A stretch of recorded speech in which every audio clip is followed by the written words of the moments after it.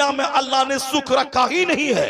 लता मंगेशकर जिसकी शोहरत इतनी कि दुनिया भर के लोग उसे जानते हैं, दौलत इतनी कि बंबई के पौश इलाके में करोड़ अरबों का घर, दुनिया के 100 से ज्यादा ममालिक का भ्रमण किया। जब उनसे पूछा गया आप इस शोहरत, मकबूलियत और दौलत के ढेर पे कैसा फील कर रही हैं, उनका जवाब था I like to leave this world, मैं इस दुनिया को छोड़ना चाहती हूँ, मरना चाहती हूँ। जो मैं ढूंढती थी मुझको नहीं मिला, शोहरत, दौलत, इज्जत। पार्लियामेंट में बैठकर प्रधानमंत्री नीचे कुर्सी पर है, वह बैठकर देशभक्ति के गीत गा रही है और सारे सांसद सुन रहे हैं और प्रधानमंत्री उसकी गीत सुनते हैं, पूरा हिंदुस्तान फैन है उसका। लता मंगेशकर जी बंबई में जहां उसका घर है, बंबई की कॉरपोरेशन ने कहा कि मकान तोड़ के शानदार घर बाहर बना देता हूं ताकि सड़क सीधी हो जाए। वह बोली मैं बंबई छोड़ के बाहर चली जाती हूं। गवर्नमेंट ने कहा कि मत जाओ, मैं अपनी सड़क टेढ़ी कर लेती हूं, मगर तू अपना घर वहीं रख, तू बंबई में रह, बंबई छोड़ के मत जा। नाइटिंगेल ऑफ इंडिया, बुलबुले हिंद उसका टाइटल है। 1 दर्जन से ज्यादा उसके पास अवार्ड है, 1 दर्जन से ज्यादा।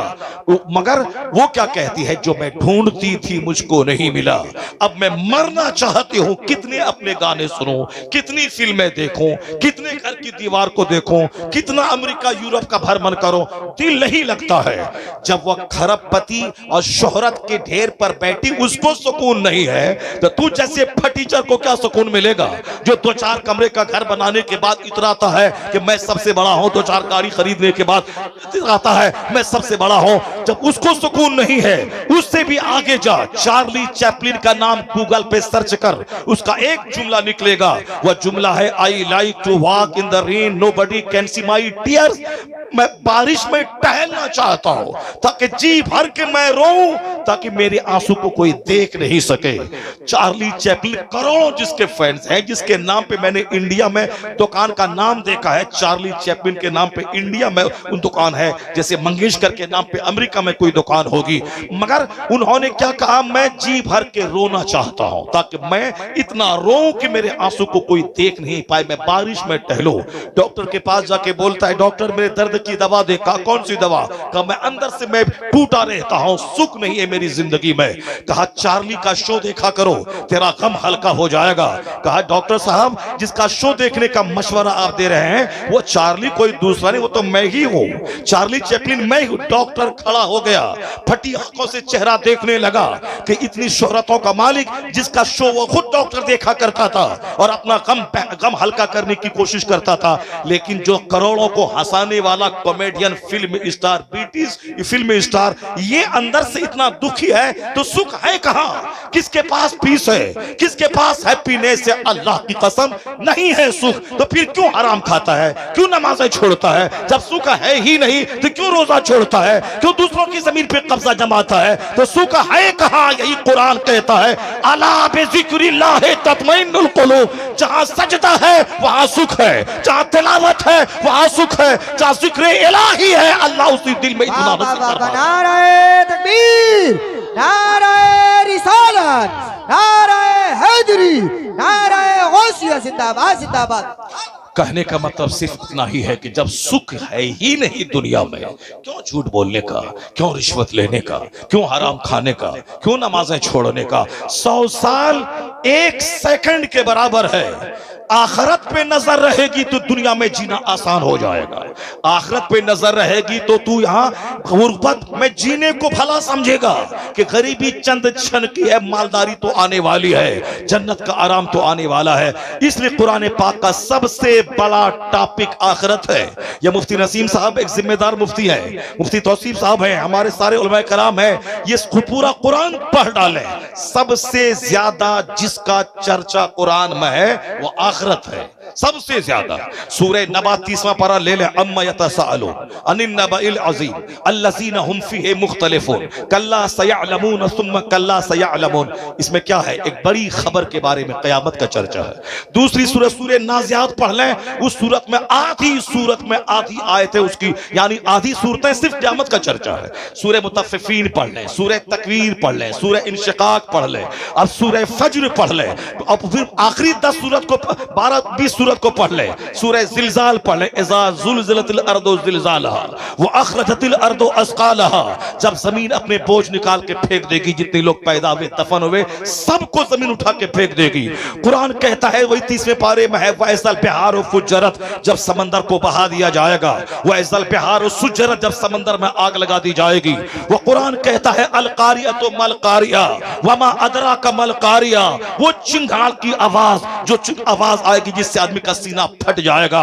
वल आदियाति दबहा फल मूरियाति कदहा फल मुगीराति सुबह फअसरन बिही नक़आ फवसतन बिही जमआ इन्नल इंसान लिरब्बिही लकनूद व इन्नहु अला ज़ालिका लशहीद व इन्नहु लिहुब्बिल खैर लशदीद अफला यअलमु इज़ा बुअसिरा मा फिल क़ुबूर व हुस्सिला मा फिस सुदूर इन्न रब्बहुम बिहिम यौमइज़िन लख़बीर। पढ़े पूरी सूरत, सूरह तकासुर पढ़े, अलहाकुमुत तकासुर हत्ता ज़ुरतुमुल मक़ाबिर कल्ला सौफ तालमून सुम्मा कल्ला सौफ तालमून। सूरह वैलुल लिकुल्लि पढ़े, वैलुल लिकुल्लि हुमज़तिल लुमज़ा अल्लज़ी जमअ मालन व अद्ददा अयहसबुल इंसानु लम यरहु।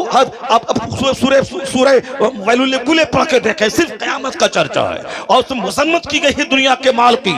अलम तरा कैफ पढ़ लें और फिर साहब और दूसरी सूरतों में पढ़ लें, सब में आखिरत का चर्चा है, जन्नत का चर्चा है, मग़फ़िरत का चर्चा है, आग का चर्चा है, जहन्नम का चर्चा है, जन्नत का चर्चा है।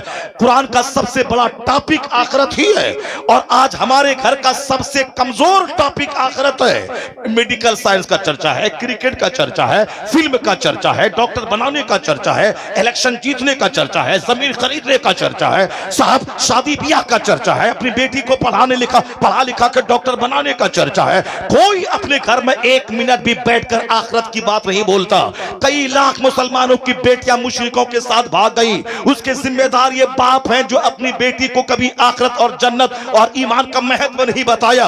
अपनी बेटी को सिर्फ फिल्मी जिंदगी, माल वाली जिंदगी, आसाइश वाली जिंदगी, तो फिर तो वह आसाइश के चक्कर में काफिरों के पास जाना पड़े, वह चली गई। आपने कब बताया है कि असल में ईमान सबसे बड़ी चीज है? दुनिया मिले ना मिले, अगर ईमान सलामत है सबसे बड़ा वो धनवान है। दुनिया की जिंदगी आर्जी, फानी और वक्ती टेम्पररी है, असल दायमी जिंदगी आखिरत की है। अगर आप भुट्टी में पिला देते, अगर कोई दुश्मन उसको कहता कि 10 लाख रुपए मैं दूंगा, तू मेरी गोद में आ जा, यह बोलती मैं सारी जिंदगी कुंवारी रह जाऊंगी मगर ईमान का सौदा नहीं करूंगी। इसलिए हर माँ बाप पे लाजिम है कि इंजीनियरिंग की बात बाद में करे, मेडिकल साइंस की बात बाद में करे, पॉलिटिकल तबसरा बाद में करे, पहले आखिरत और इस्लाम और ईमान का महत्व बता दे। दुनिया में कुछ मिले ना मिले, उसका बच्चा ईमान लेकर अगर आखिरत में चला गया तो सबसे बड़ा धनवान वही है और सबसे बड़ा कामयाब बाप वही है जो बच्चे को कुछ दे ना दे ईमान की दौलत। नारे तकबीर, नारे रिसालत, नारे हैदरी, जलसा तजदीदुल कुरान, इदारा तजदीदुल कुरान जिंदाबाद जिंदाबाद जिंदाबाद। और आप जनरल जो है वो, और खुद हमारी बिरादरी में बहुत सारे लोग जब तक हैं मस्जिदों में तब तक ठीक है, मस्जिद से बाहर निकले उनका भी हाल आप ही की तरह हो जाता है। और फिर वह भी कहते हैं कि नहीं हम बुखारी शरीफ पढ़ाते हैं तो क्या हुआ, इस आप हाथ चूमते हैं मगर तनख पैसा कहाँ है, माल कहाँ है? माल तो वहाँ हमारे इलाके में बहुत बड़ी दरगाह है, वहाँ के खादिम से मैंने कहा, मैं अक्सर जाता रहता हूँ, मैंने उनसे कहा अरे तुम तो यहाँ रहते हो, हजरत के पास हम लोग तरसते हैं आने के लिए, टाइम नहीं मिलता है, मौका मिलता आ जाते हो, तुम तो 24 घंटे यहाँ रहते हो। क्या बोला? वो बात तो सब सी है मगर माल कहाँ है, माल कहाँ है? ये वो बिल्कुल सच बात कह रहा हूँ, ये मेरे साथ, मैंने उनसे कहा बहुत खुश नसीब हो तुम यहाँ रह रहे हो। वो चिमनी बाजार शरीफ आप जानते होंगे, बहुत बड़े बुजुर्ग हैं, जमालुल हक बंदगी रदी अल्लाह तआला अन्हु वो रहते हैं। मैंने वहाँ के एक खादिम से कहा कि तुम तो साहब जन्नत में रहते हो, हजरत यहाँ है, हम लोग तो कभी कभी आते। कहा वो बात सब ठीक है मौला साहब मगर माल कहाँ है? बरेली शरीफ में मैं दारुल इफ्ता में एक बार गया, एक इस्तिफ्ता को लेने के बाद, और फिर कहा कि उन्होंने कहा हजरत आप लोग तो बड़े खुश नसीब है साहब, यहाँ वहाँ जहाँ तहाँ पूरा भारत घूमते हैं, 50,000 40,000 ये वो, बाप क्या पैसा आपके पास है? मैंने कहा हजरत आप आला हजरत के पास रहते हैं, हम लोग तो कभी कभी साल में 1 बार 2 बार आते हैं, आप तो मुजद्दिद आजम के आस्थाने के पास रहते हैं, आप तो मरकज़े अहले सुन्नत में आप रहते हैं। मरकज वही बरेली है, चाहे कुछ भी हो जाए, 50,000 कमरे कम स्कूल कहीं खोल दे, मदरसा खोल दे, मगर मरकज बरेली ही रहेगा। क्यों? इसलिए कि दूसरा आला हजरत नहीं होगा तो जब तक रजा की कब्र बरेली में है, मरकज अहले सुन्नत तो बरेली। वाह वाह वाह वाह। मैं तो अक्सर कहता हूं, न रहे मंजर इस्लाम, न रहे मजहर इस्लाम। क्या मंजर इस्लाम की वजह से बरेली मरकज है? क्या मजहर इस्लाम की वजह से बरेली मरकज है? क्या जामिअतुर रजा की वजह से बरेली मरकज है? नहीं, मरकज अहले सुन्नत आला हजरत की फिक्र की वजह से है कि आला हजरत ने गुस्ताखों के चेहरे को बेनकाब किया, मजहब अहले सुन्नत व जमात का तहफ्फुज किया, तहफ्फुज नामूस से रिसालत करके करोड़ों मुसलमानों को बेईमान होने से बचाया। तो आला हजरत की फिक्र की वजह से मरकज बरेली हमारा है, आला हजरत की वजह से। तो आला हजरत की वजह से जब मरकज है तो वो तो हमेशा मरकज रहेगा बरेली। मदीने में चाहे वहां भी गवर्नमेंट हो, वहां भी इमाम रहे, वहां भी गवर्नर रहे, मगर मदीना तो राजधानी है, चूंकि मुस्तफा की कब्र अनवर मदीना में है। अब चाहे वहां का हाकिम कोई भी हो, मगर मरकज इस्लाम मदीना है, मरकज इस्लाम मक्का है। उसी तरह हिंदुस्तान में सुन्नियों का मरकज बरेली है, चूंकि इश्क रसूल की हिफाजत वहां मुस्तफा के उस जबरदस्त दाई और मुबल्लिग ने किया है। उन्होंने गुस्ताखों को बेनकाब किया और साहिब ईमान की ईमान की हिफाजत की। तो बरेली अब मरकज आला हजरत की वजह से है, न किसी कॉलेज, न किसी मदरसा, न किसी यूनिवर्सिटी की वजह से। तो मैंने कहा था क्यों इधर की उधर की बात करने का, आला हजरत की कब्र जब तक बरेली में रहेगी, अहले सुन्नत का मरकज शहर बरेली ही रहेगा। मैंने कहा आप तो मरकज में रहते हैं, आला हजरत के पास रहते हैं, दुनिया भर के लोग यहाँ आते हैं, क्या इज्जत है आपकी। वो क्या बोलते हैं, जबरदस्त आलिम दीन। वो क्या बोलते हैं, वो सब कुछ है मगर माल कहाँ है। वह सब कुछ है मगर माल कहाँ है। वो तो माल आप लोगों के पास है, यहाँ वहाँ पूरे भारत में जाते हैं हम लोग तो एक महीने में उतना नहीं मिलता है जितना आप एक रात में एक दिन में आपके पास हो जाता है। ये बताइए, ऐसा नहीं सारे लोग, वहाँ तो फकीर लोग भी रहते हैं, वहाँ तो जाहिद भी रहते हैं, वहाँ तो बड़े जबरदस्त मुदर्रिस मुफ्ती सब रहते हैं, वहाँ कुछ लोग हैं जिसके दिमाग में माल माल की बात रहती है। वो तो हर जगह लोग रहते हैं। मैं ये बात सच कह रहा हूँ, चूंकि वो उन्होंने मेरे से कहा वो सब ठीक है मौलाना साहब, मगर माल कहाँ है। तो आप ही के समाज में तो मैं भी रहता हूँ, आप ही का चेहरा तो मैं पढ़ता हूँ। चेहरा अगर जन्नती का देखूं तो सोच जन्नती पैदा हो जाती है, और चेहरा बेनमाजी का देखूं तो हमारी भी थिंकिंग उसी तरह की हो जाती है। इसीलिए कहा गया अर्रजुलु अला दीन खलीली फलयंजुर अहदुकुम मन युखालिल। हदीस में आया है कि हर आदमी अपने दोस्त के दीन पे रहता है, इसलिए देख ले कि तू दोस्ती किससे कर रहा है। So watch whom you befriend, देखो तू किससे दोस्ती कर रहा है, किससे तू फ्रेंडशिप तू बना रहा है, अपने दोस्त का सर्किल तेरा कैसा है। आदमी अपने दोस्त के दीन पे होता है। A man lives on the religion of his friend, आदमी अपने दोस्त के दीन पर रहता है। क्योंकि अगर गहरी दोस्ती हुई तो वह बंदा कुछ भी गलत करे ये उसको सच मानने को तैयार होता है।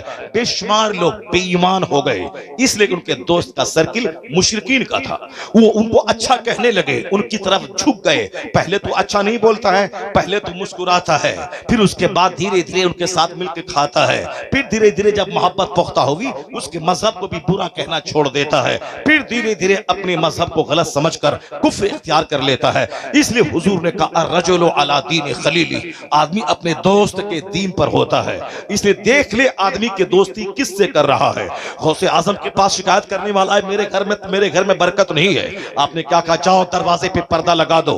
कई दिन के बाद कहा हुजूर बरकतें बेशुमार नजर आ रही है, मगर रीजन क्या था कि पर्दा लगाने के बाद बरकतें महसूस हो रही हैं। जवाब मिला कि तेरा घर सड़क के किनारे था, हर आने वाला जाने वाला आदमी उसमें बेनमाजी और फासिक भी रहते थे, उन बेनमाजियों की जहरीली नजर तेरे घर में पड़ती थी, बरकतें चलकर राख हो जाती थी। अब जब तुमने पर्दा लगा दिया है उनकी जहरीली निगाह पर्दे से टकरा के बाहर ही रहती है, अंदर नहीं जाती है, इसलिए अब बरकतें समझ में आ रही है। बेनमाजी की नजर पड़े घर में तो बरकत खत्म हो जाए, और जिस घर में 4 मर्द हो चारों बेनमाजी, 4 औरतें हो चारों बेनमाजी, ये सारे की सारे रात के 12-1-2 बजे तक फिल्में देखे, कॉमेडी चलाए, व्हाट्सएप यूट्यूब में लगे रहे, और दिन के 10 बजे उठे, यहां तक कि फरिश्ता आया बरकत लेकर, फरिश्ता वापस हो गया, उसके बाद अमीरों के पास दौड़ के जाए कि कमाई है मगर बरकत नहीं है। कैसे बरकत होगी? हुजूर की हदीस है, जो फजर की नमाज छोड़ेगा उसके चेहरे का नूर अल्लाह छीन लेगा, जो जोहर की नमाज छोड़ेगा अल्लाह उसकी रोजी से बरकतें खत्म कर देगा, जो असर की नमाज छोड़ेगा अल्लाह उसके बदन से ताकत खत्म कर देगा। देगा, चाहे वह रोजाना सेब संतरा का जूस पीता रहे, बदन से ताकत खत्म हो जाएगी। जिसको आप देख सकते हैं आज 18 साल का जवान भी हिल रहा है, 25 साल का जवान का चेहरे गाल का गोश्त अंदर धंसा हुआ है, आंखें धंसी हुई है, और बहुत सारे शादी से पहले नामर्द और हिजड़ा हो चुके हैं। मुश्तजनी ने, इकलामबाजी ने, ज़िनाकारी ने, गंदी फिल्मों ने उसे नामर्द और हिजड़ा बना दिया है। दूसरे का क्या बिगाड़ेगा? जो पबजी गेम खेलता हो, जो गंदे मनासिर देखता हो, वो तो दूसरों का नुकसान तो बाद में करेगा, वो अपनी सेहत का नुकसान करता है, वो अपनी जवानी को तबाह करता है, वो अपनी मुस्तकबिल को बर्बाद करता है। इसलिए मौलवी तेरा दुश्मन नहीं है जो तुझे इन बातों से रोककर तुझसे दुश्मनी कर रहा है। मौलवी से बड़ा शुभ चिंतक दुनिया में कोई नहीं है। दूसरे आदमी को तू गाली दे, वो तुझसे बदला लेता है। दूसरे आदमी को मारने की बात कर, वो तुझसे बदला लेता है। लेकिन इस धरती पर एक गरोह है मौलाना का।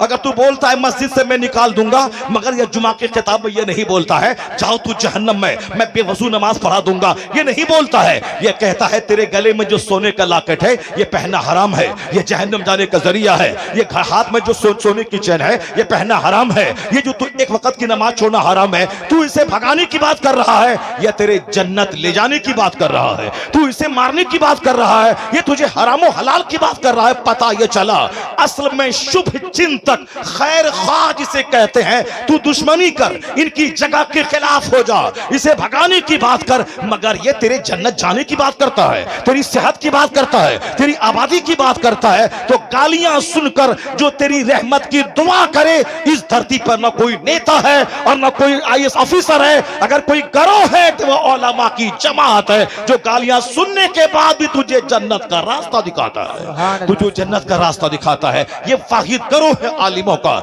इसलिए खिताब में कभी कोई तुम्हारे खिलाफ कोई बात नहीं करता कि तुम चाहे जैसे करो जाओ जहन्नम में, हमको उससे क्या मतलब है, नमाज छोड़ दो चलेगा, रोजा छोड़ दो चलेगा, ऐसी बातें कोई नहीं करता है। वो हमेशा हमारी बदनिगाह, हमारी बदअमली पे सरजनिश करता रहता है, तंबीह करता रहता है, बदअमली की तनकीद करता रहता है। तो मैं आपसे कहना चाहता हूं कि आज इन उलमा की कदर कम हो गई, इसलिए दुनिया की हवस हमारे दिल दिमाग में ज्यादा हो गई।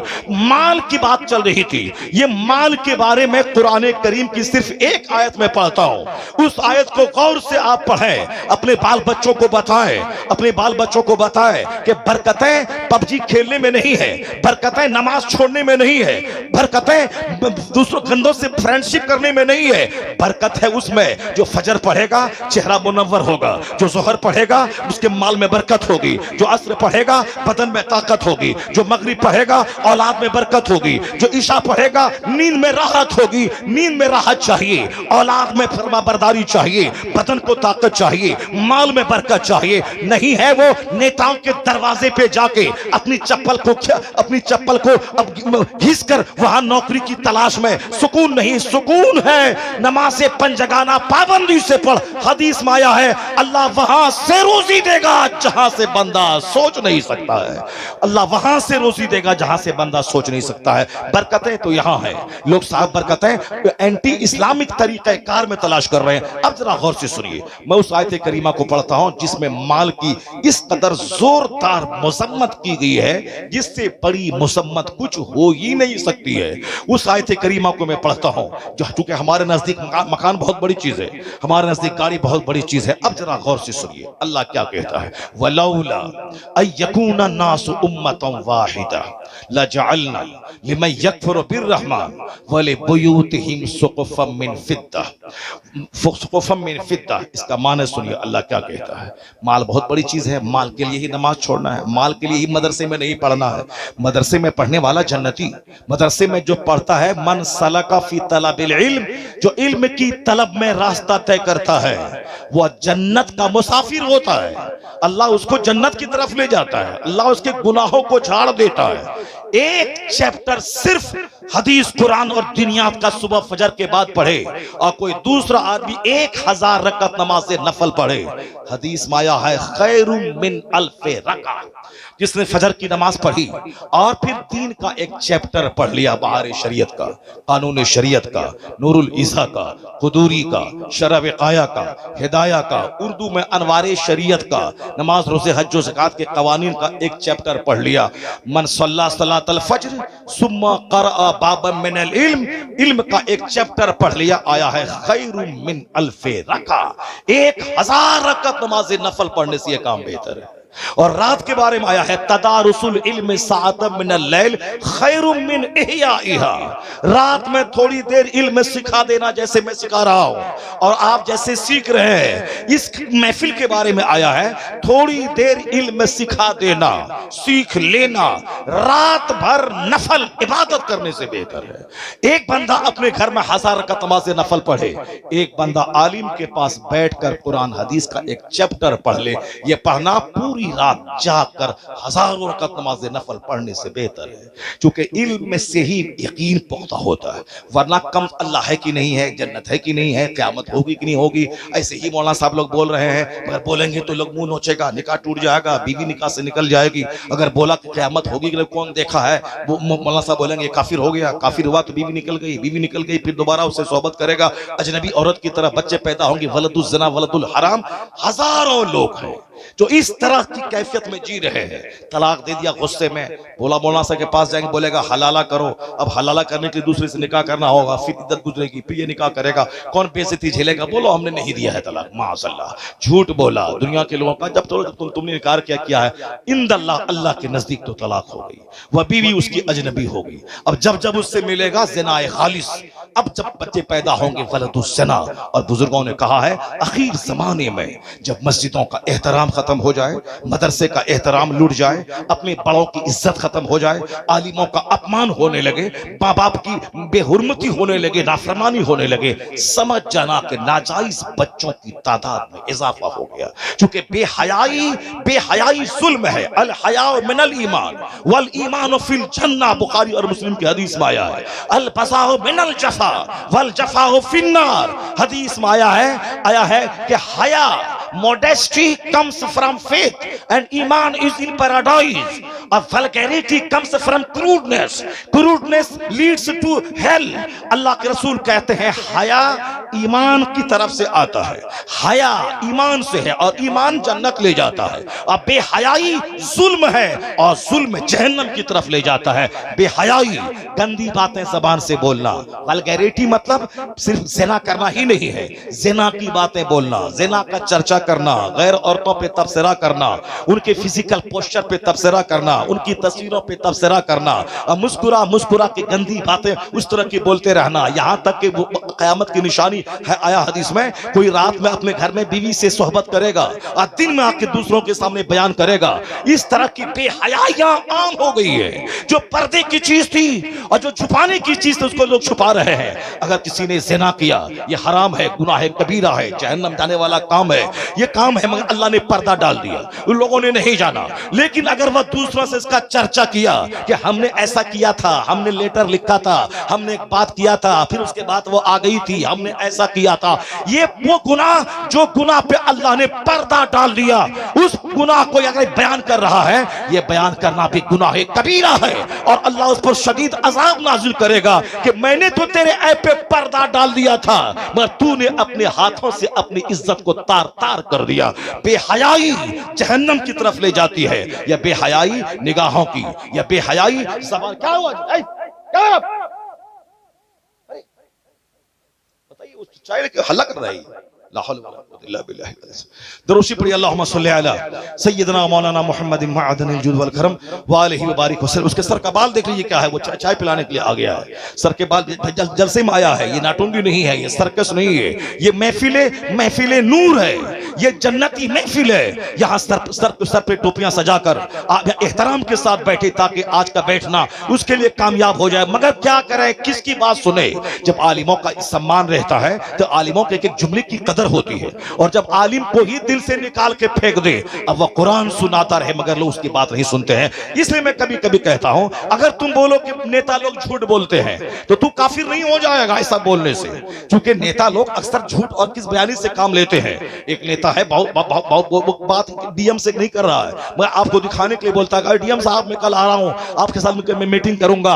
यानी ना डीएम का नंबर है ना बात है, सिर्फ आपको दिखाने के लिए कि हमारी पहुंच डीएम तक है, तक सामने वाला बंदा डर जाए, इसीलिए वह झूठ बोलता है। बोलता है प्रधानमंत्री साहब मैं कल दिल्ली आपसे मिलने के लिए आ रहा हूं, फला होटल में बैठ खाना खाऊंगा। सामने बोलेगा अरे इसकी पहुंच प्रधानमंत्री, बोला हाँ ये देखो नंबर देखो प्रधानमंत्री का, मैं उसी से बात कर रहा था। इस तरह की झूठ की खेती तो होती रहती है, नेतागिरी में झूठ की खेती होती रहती। सच्चे लोग बहुत हैं, उनकी बात मैं नहीं करता, मगर उन झूठों की बात मैं कर रहा हूं। अगर मैं ये कह दूं तेरा बच्चा अगर जान ले कि नेता झूठ बोलता है, वो भाषण दे, वो बोले कि मैं संभल की सारी सड़कें बना दूंगा, 1 लाख बच्चों को नौकरी दिलवा दूंगा, अगरचे वो दिलवा देगा, अगरचे वो सड़कें बना देगा, लेकिन अगर बोलेगा आदमी सामने वाला कि ये झूठ बोल रहा है, अगरचे वो सच बोल रहा है, ये काफिर नहीं होगा। लेकिन अगर तुम अपने बच्चों के दिमाग में तुमने ये बात डाल दी कि मौलानाओं के चक्कर में मत पड़ना, ये लोग सिर्फ अपने फायदे के लिए ये झूठ बोलते रहते हैं, अगर आपने बच्चों को बता दिया कि मौलाना झूठ बोलता है तो कितना बड़ा नुकसान है उसका। मौलाना जुमा के दिन कुरान की आयत पढ़ेगा, चूंकि आपने बच्चों को बता दिया है कि मौलाना सब झूठ बोलता है, वह बच्चा बोलेगा ये झूठ बोल रहा है, ये अपने मतलब की बात बोल रहा है। वह बोलेगा हुजूर ने ये कहा, बुखारी और मुस्लिम हदीस में आया है, वह बच्चा बोलेगा ये मौलाना सब झूठ बोल रहा है, मैं कुरान पढ़ रहा हूं, वह झूठ कह रहा है। अब आप बताएं कि कुरान को झूठ कहने वाले का ईमान कहां बचा, उसका ईमान खतरे में पड़ जाएगा। इसलिए नेता के बारे में अगर दिमाग में बात बैठ जाए या झूठ बोलता है, अगरचे वह सच बोले मगर उससे ईमान को खतरा नहीं है, लेकिन आलिम रब्बानी के ताल्लुक से अगर ये बात दिमाग में बैठ जाए ये झूठ बोलता है, अपने बच्चों को बैठा दें, उसके ईमान के लुट जाने का अंदेशा है। इसलिए कभी भी बच्चों के सामने आलिमों की तौहीन में जुमले न बोले, आलिमों की शान के खिलाफ जुमले न बोले, ये ना बताएं कि ये सब अपना मतलबी होता है, ये मदरसा ने अपनी दुकान खोला है, ये अपना काम चमकाने के लिए कर रहा है, घर से भीख ही मांगना है, कोई दूसरा काम कर लेता, बिजनेस कर लेता। इन जैसा जवान फैक्ट्री में 25-25 हजार रुपए महीना कमा रहा है, 1-2 साल कोई हुनर सीख लिया है, 25,000 महीना कमा रहा है, फिर ये 10,000 6,000 रुपए महीने में ये क्यों मारे भीख मांगेगा। ज़कात दें, फितरा दें, चरमे कुर्बानी दें, अब 50 बच्चों को लाके मेहमान रसूल को बना के लाके उसको खाना खिलाएं, मुदर्रिसिन की तनख्वाह दिलाएं, फिर मदरसे की जमीन खरीदें, फिर उसकी इमारत बनाएं, दूसरे मुदर्रिसिन की तनख्वाह दें। इतना काम करना था, खखेड़ मोल लेना था, गाली गलौज सुनना था, पैसा कमाना ही था, ये दूसरा काम कर लिया होता, बिजनेस कर लिया होता। लेकिन संजीदा किस्म के उलमा को मैं दाद देता हूं, उसे धन्यवाद कहता हूं, 1000 गाली दे, गाली सुन के दीन का काम कर। अगर आज मस्जिदें बची है, खिताब बचा है, दीनदारी बची है, कुछ भी इस्लामी रस्म और रिवाज बचे हैं, एहसान इसी उलमा का है जो गालियां सुनकर कॉलेज नहीं खोला है, सबसे बेहतरीन दरसगाह तजवीदुल कुरान खोलता है, दरसगाह तालीम कुरान खोलता है। क्योंकि कुरान पढ़ने वाला सबसे सुपीरियर है, तो जिस जगह कुरान पढ़ाया जाए वह दरसगाह भी सबसे सुपीरियर है। वह दरसगाह मेडिकल कॉलेज से बेहतर है, वह दरसगाह ITI कॉलेज से बेहतर है। क्योंकि हुजूर ने कहा कुरान पढ़ाने वाला सबसे बेहतर है, तो जिस जगह कुरान पढ़ाया जाए वह जगह सबसे बेहतर है। ये मुसीबत में उठा करके मदरसा चलाते हैं, पर हम क्या कहते हैं, ये अपने मतलब का काम कर रहा है, ये अपनी दुकान खोले हुआ है, ये अपना कारोबार कर रहा है। जवान आदमी वह तो इतनी मेहनत अगर बिजनेस में करे तो खूब डेवलप कर सकता है, लेकिन चूंकि दिमाग में एक नशा है, अगर मैं भी मदरसा छोड़ दूं, मैं भी मदरसा मत चलाओ। डॉक्टर को कहां मदरसा चलाने की फिक्र है, इंजीनियर को कहां मदरसा चलाने की फिक्र है, अरबपति को कहां मदरसा चलाने की फिक्र है। वो तो कॉलेज खोलेंगे, बिजनेस करेंगे, पैसा कमाएंगे। ये बता दे कि हाफिज कहां से पैदा होंगे, इमाम कहां से बनेंगे, खतीब कहां से बनेंगे, मुदर्रिस कहां से बनेंगे। इसलिए वो आलिम का पांव धो के पी लेना चाहिए जो अपनी ख्वाहिशात को पांव के नीचे रौंद कर भीख मांग कर कुरान हदीस के इल्म को जिंदा रखे हुआ है। वो सम्मान के काबिल है, ना कि अपमान करने के काबिल है। हम लोगों ने अपने बच्चों को इससे दूर करते हुए इसी तरह की गंदी गंदी बातें शुरू कर दी। ये अपनी दुकान चमका रहा है, ये अपने मतलब की बात कर रहा है। अगर हम कोई खिलाफे तकवा भी कोई काम करें, उसको लोग एक बहुत बड़ा बवंडर बना देते हैं। इतना बड़ा मौलाना ऐसा काम करना चाहिए जो काम के करना अगर मकरूह है भी, मगर वो हराम नहीं है। नमाज छोड़ना हराम है। जो 15 साल से 25 साल की उम्र तक नमाजें छोड़ रहा है, रोजाना 5 वक्त गुनाह कबीरा कर रहा है, वह नमाजें पंजगाना छोड़ना जो शराब पीने से भी बड़ा गुनाह है। क्योंकि 10 साल कोई शराब पिए तौबा कर ले, अल्लाह माफ कर देगा। लेकिन जिस पर नमाज फर्ज हुई 15 साल में, वह नमाज शुरू करता है 30 साल में, वो चाहे 50 हज क्यों न कर ले, ये 15 साल की नमाज उसके जिम्मे कज़ा है, उसे अदा करना ही पड़ेगा। इसलिए हुजूर ने कहा मुरु औलादकुम बिस्सलात व हुम अबनाउ सब'i सनीन, अपने बच्चों को हुक्म दे नमाज का जब तेरे बच्चे की उम्र 7 साल हो जाए। वद्रिबुहुम अलैहा व हुम अबनाउ अश्र सनीन, जब तेरे बच्चे की उम्र 10 साल हो, नमाजी ना बने, उसे मार के नमाजी बना। ये पैगाम मुस्तफा ने नमाज के ताल्लुक से दिया है। नमाज फर्ज आजम है, नमाज छोड़ना गुनाह आजम है। इसको दिमाग में बात सेट करके चले। ऐसा नहीं कि नहीं पढ़े ना पढ़े बगैर भी काम चल जाएगा, नहीं होगा। हुजूर कहते हैं इन्न अव्वल मा युहासबु बिहिल अब यौमल क़यामति सलात, क़यामत के दिन सबसे पहला हिसाब नमाज का होगा। अगर जवाब देने में कामयाब रहा बंदा, फ़क़द अफ़लह व अंजहा, ही बिकम सक्सेसफुल, वो कामयाब हो गया। अगर नमाज का जवाब देने में अगर वह पकड़ा गया, फ़क़द खाबा व खसरा, हिलाक और तबाह बर्बाद हो गया। मुस्नद अहमद की रिवायत में है कि बेनमाजी का हश्र फिरौन के साथ होगा, हामान के साथ होगा, कारून के साथ होगा, उमय्या इब्न खल्फ के साथ होगा। इन चारों घटिया किस्म के काफिरों का नाम लिया गया है कि बेनमाजी का हश्र इनके साथ होगा। और वह हदीस पाक साफ है, मन तरक सलात मुतअम्मिदन फ़क़द कफ़र, जिसने जानबूझकर नमाज तर्क किया, कुफ्र किया, यानी कुफ्र के वो करीब पहुंच गया। कानूनी तौर पर जो नमाज को फर्ज समझता है, नहीं पढ़ता है,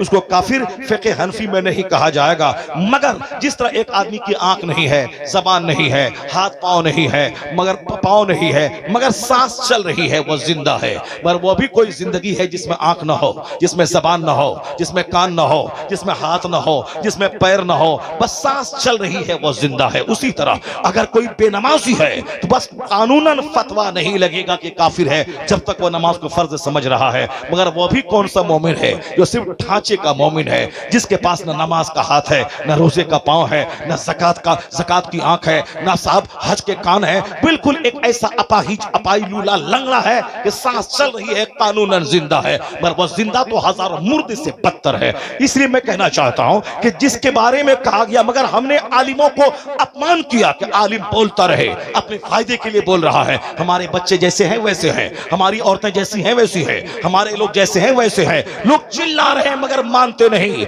आपकी बात तो छोड़ो, जो 10-20 साल मदरसे में पढ़ते हैं, उसके बावजूद दुनियादारों की सोहबत में रहकर उनका चेहरा देखा, वो भी उसी तरह हो जाते हैं। उनकी सोच भी माल वाली हो जाती है, उनकी सोच भी साथ नमाज नहीं पढ़े तो भी काम चल जाएगा। ये बड़े बड़े बड़े चालाक है। ये बिजनेस नहीं करे तो भी चलेगा, ये कभी नहीं बोलता। या खेती नहीं करे तो भी चलेगा, कभी नहीं बोलता। ये कहता है रोजी देने वाला अल्लाह है, मगर मुझे तो बिजनेस करना होगा, मुझे दुकान में जाना होगा। मैं कहता हूं रोजी देने वाला जब अल्लाह है तो तू क्यों दुकान में बैठता है, क्यों खेत में हल चलाता है, क्यों मारे मारे फिरते 25 साल पढ़ता है, क्यों 25 साल और नौकरी करता है? अल्लाह रोजी देने वाला, घर में बैठ, दुकान से चल के खाना आ जाएगा, पैसा शाम में तेरी तिजोरी में आ जाएगा। मगर ये अहमक, ये नादान बड़ा चालाक होता इस सिस्टम, इस मामले में। नहीं, अल्लाह रोजी देने वाला है, पर मेहनत तो करनी होगी, खेत तो जाना होगा, दुकान तो जाना होगा। यही फार्मूला आखिरत के बारे में क्यों नहीं बोलता कि नमाज नहीं, चलो अल्लाह माफ कर देगा, रोजा नहीं, चलो अल्लाह माफ कर देगा, ज़कात नहीं, चलो अल्लाह माफ कर देगा, नमाज जैसे तैसे, चलो अल्लाह माफ कर देगा। क्यों बोलता है ऐसा? यहां भी बोल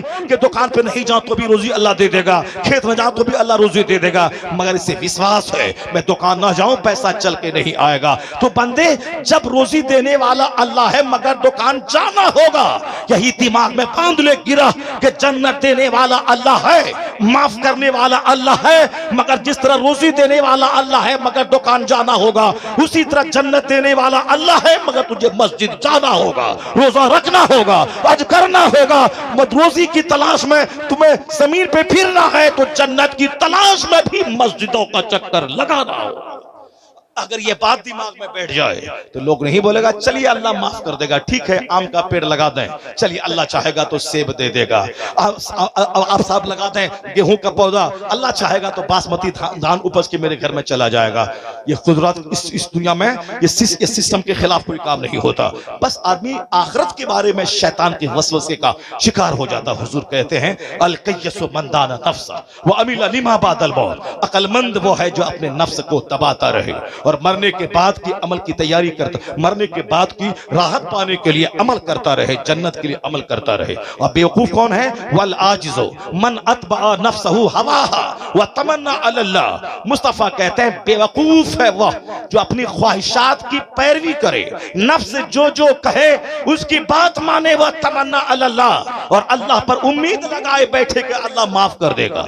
गुलामी नफ्स की, शैतान शराब पियो तो पियो, जिना करो तो करो, झूठ बोलो तो बोलो, बस आवारागर्दी करो तो करो, दूसरों की जमीन पे कब्जा करो तो करो, सूद खाओ तो खाओ, सब चलेगा, अल्लाह माफ कर देगा। हुजूर कहते हैं बेवकूफ है वो जो नफ्स की पैरवी करता हो और फिर उम्मीद लगा के बैठा हो कि अल्लाह माफ कर देगा। कुरान पाक की उस आयत का तर्जमा मैं करता हूं, फिर अपनी बात खत्म करता हूं। चूंकि दिमाग में बातें बहुत सारी थी, मैं सोचा था कि कम से कम 4 आयतों को पढ़कर और जो साइंटिफिक तहकीकात दुनिया में हो रही हैं और जिसे पढ़ पढ़ के बड़े बड़े वैज्ञानिक मोमिन बने, कुरान पाक के इन एजाज को मैं बयान करूं, मगर चूंकि अब वक्त नहीं है, नहीं बयान कर पाऊंगा।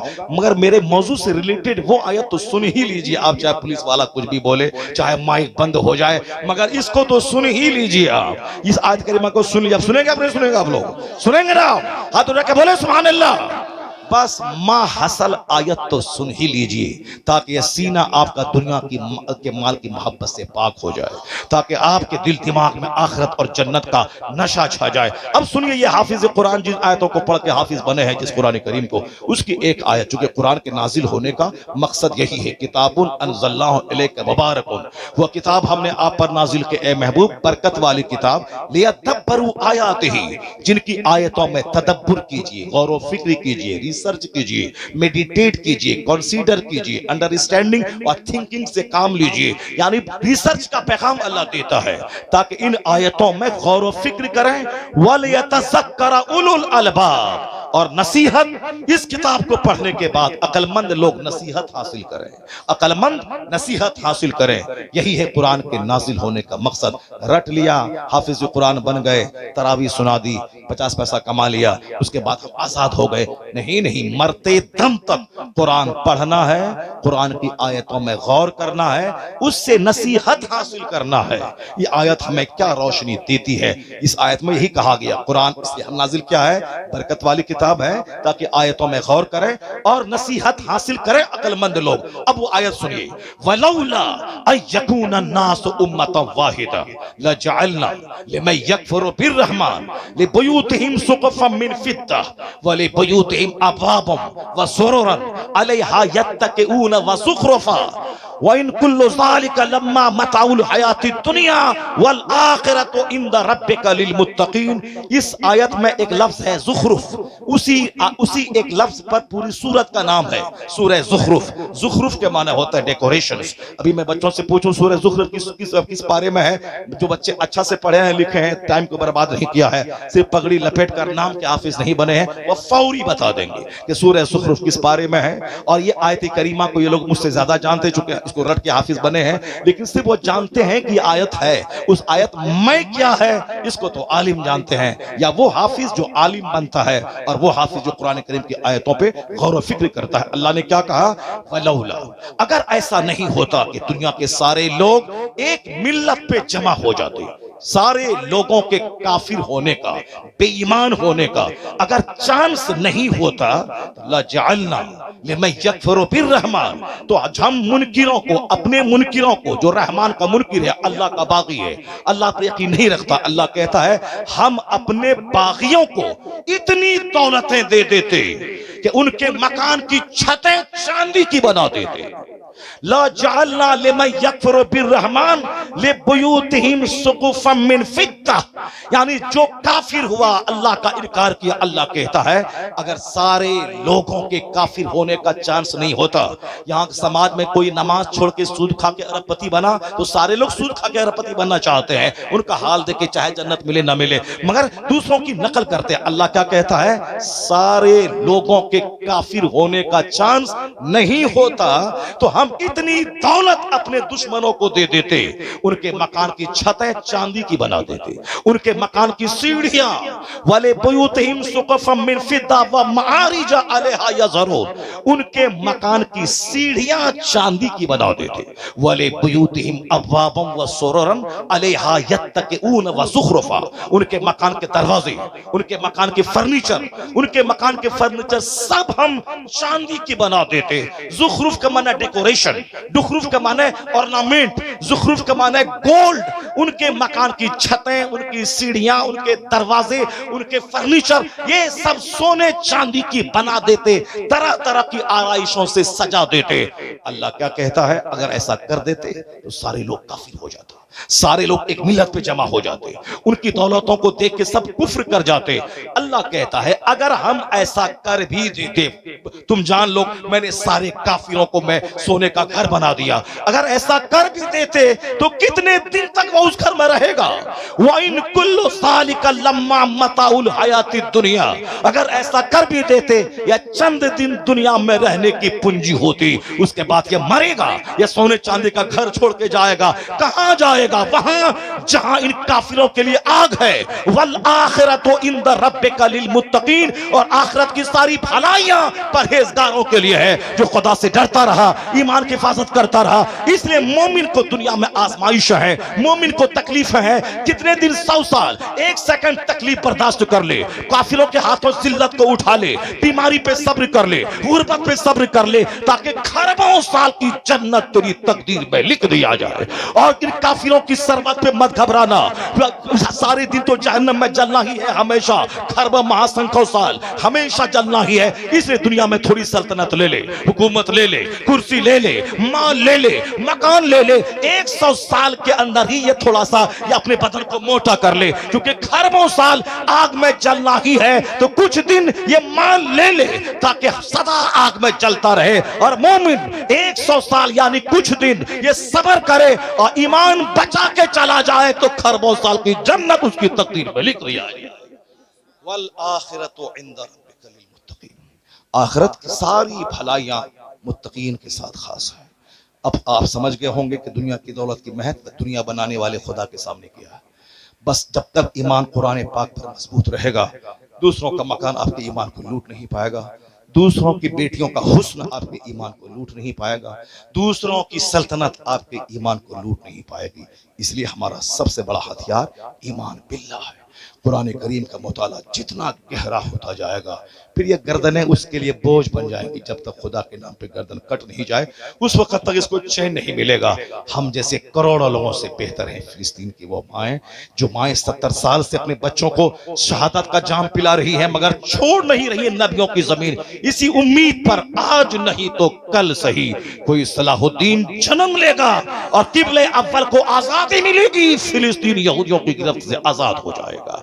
आज वो कहते मरना तो है ही तुझे, पाखाना रूम में मरना, साहब बस में टकरा के मरना, या अपने वेंटिलेशन पे तड़प तड़प के मरना, मरना तो है ही, तो बेहतर है वह मौत जो खुदा के नाम पे आ जाए। सबसे आला मौत है शहादत की मौत। और जो शहीद नहीं हुआ फिलिस्तीन में वो क्या जिंदा रह जाएगा सब दिन? नहीं नहीं, वह तो हॉस्पिटल में रगड़ के मरेगा, कोई बाथरूम में मरता है, कोई शादी की महफिल में नाचते हुए मरता है, कोई जिम में एक्सरसाइज करते हुए मर रहा है। तो मरना तो सबको है ही, बेहतर है वह मौत जो खुदा के नाम पे आ जाए, जो हालत सजदा में आ जाए, किबले अव्वल की आजादी के लिए आ जाए। इसलिए हे मुसलमान, मरना तो सबको है ही, कोई नाचते नाचते मरता है, कोई शराब पीते पीते मरता है, कोई तवाइफ के कोठे पे मरता है। तू खुश नसीब है वो जो हालत सजदा में मरता है, जो हालत नमाज में मरता है, जो दीनी महफिलों में कुरान सुनते सुनते मर जाए।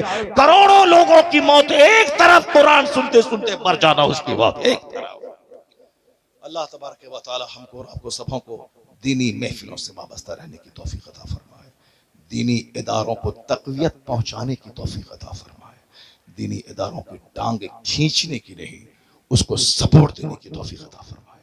मालूम है जब आलिम और समाज को डराते हैं और लोग नहीं डरते हैं, उस डराने को बोझ समझते हैं, उसके बाद खतरनाक अल्लाह का अजाब नाजिल होता है।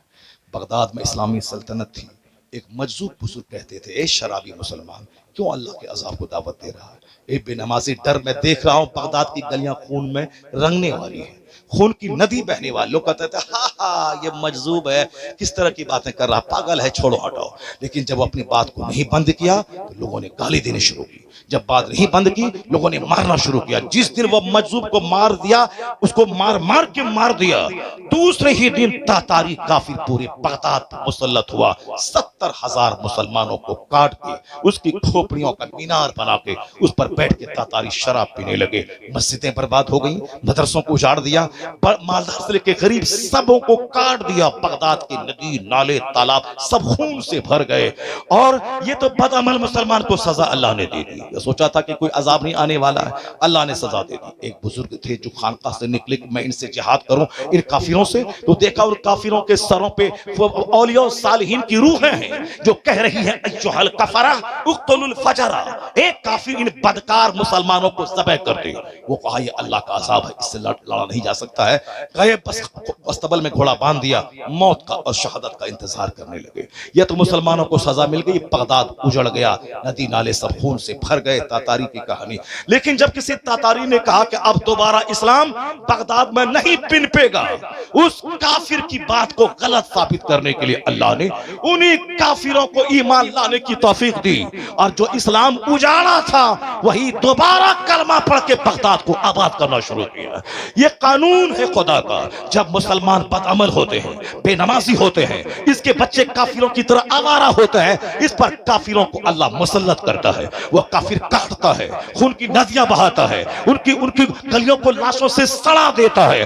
और जब मुखलिस मुसलमान तौबा करते हैं और जब ये काफिर बोलता है कि इस्लाम को मैंने मिटा दिया, फिर अल्लाह उन्हीं काफिरों के बच्चों को मोमिन बना के दोबारा इस्लाम को नई तवानाई अता कर देता है नूरे खुदा कुफ्र की हरकत पे खंदाजन फूंकों से चरा बुझाया।